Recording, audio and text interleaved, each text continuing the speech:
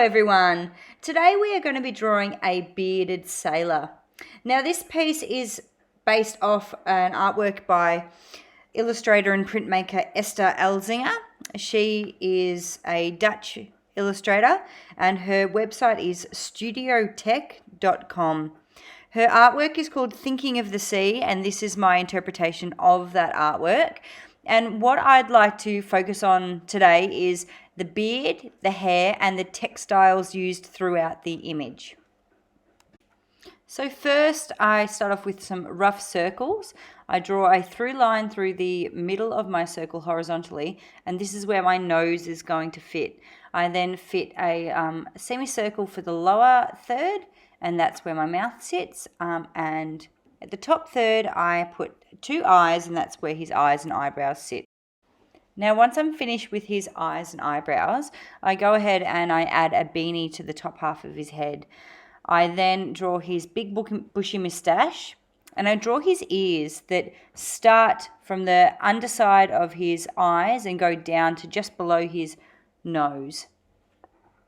I then add his beard, and where his beard would be coming off and around his jaw.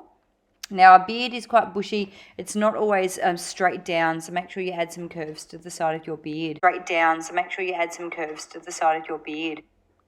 Now this sailor, we're going to be sitting him in front of some little paper boats that are going to be sailing in an ocean in front of him. It's going to be a little seascape, and then we're going to add some clouds, some little birds, and then I'm going to add the texture in on his jumper.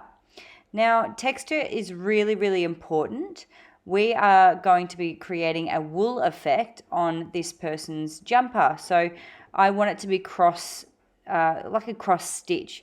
That means we put a few strokes, 3 or 4 strokes in one direction horizontally, then vertically above that, so it's a checkered effect. Now I'm going to speed through this process because it can take quite a long time.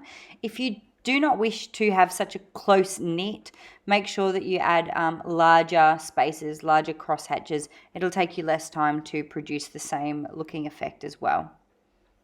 I speed up and I trace over all of my lead outlines with a permanent marker.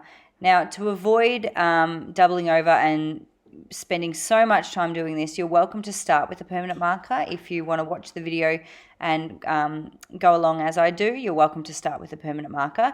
However, it can get a bit tricky, especially with that little woolen knit on the jumper. So be sure to double check your vertical and horizontal lines.